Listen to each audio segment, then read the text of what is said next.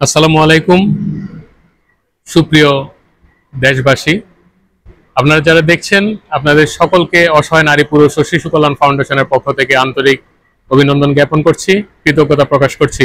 আপনারা অসহায় নারী পুরুষ ও শিশু কল্যাণ ফাউন্ডেশনের সাথে সবসময় একাত্মতা প্রকাশ করে এসেছেন, আপনাদের আন্তরিকতা প্রকাশ করেছেন, আপনাদের সহযোগিতার হাত বাড়িয়ে দিয়েছেন, সেজন্য আপনাদের প্রতি প্রথমে কৃতজ্ঞতা প্রকাশ করছি।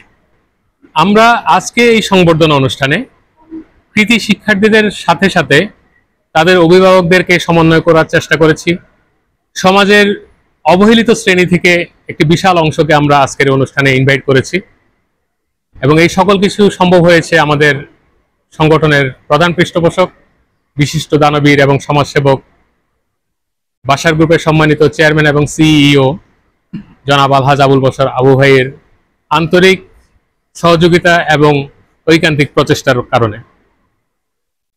আমরা শিক্ষার্থীদের সামনে একটি দৃষ্টান্ত স্থাপন করতে চেয়েছি যে তারা শিক্ষিত হয়ে কেউ ডাক্তার হবে, কেউ ইঞ্জিনিয়ার হবে, কেউ বিচারপতি হবেন, কেউ রাজনীতিতে যাবেন, কিন্তু যিনি যেখানেই যান সমাজে তার যে কন্ট্রিবিউশন থাকা দরকার, তার এই পর্যন্ত আসতে সমাজের যে দায়বদ্ধতা ছিল, সমাজের যে সহযোগিতা ছিল, তার পিতামাতার যে কষ্ট ছিল, যে ত্যাগ ছিল, যে সাধনা ছিল, তাদের শিক্ষক মণ্ডলীর যে ত্যাগ ছিল, সকল কিছুকে তারা যদি হৃদয়ে ধারণ করতে পারে তাহলে বাংলাদেশে একটি সুন্দর সুগঠিত আগামী প্রজন্ম অপেক্ষা করছে।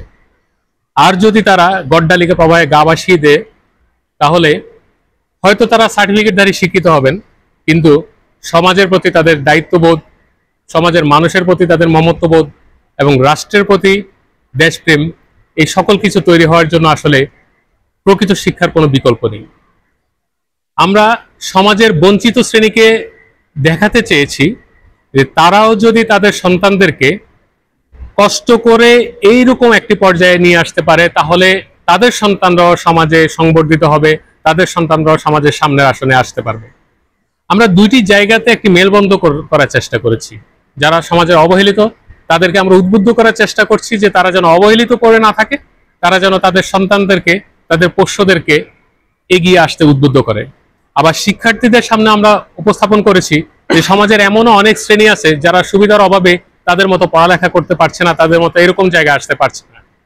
তারা যেন ভবিষ্যতে এই মানুষগুলোকে সামনে নিয়ে আসার জন্য তাদের আশেপাশে অবহেলিত মানুষজনকে এগিয়ে আনতে যেন তারা দায়িত্ব পালন করে, মানবিকতার সাথে হাত বাড়িয়ে দেয় এবং সমাজের প্রতি তাদের যে দায়বদ্ধতা সেটা যেন তারা যথার্থভাবে পালন করা শিখে।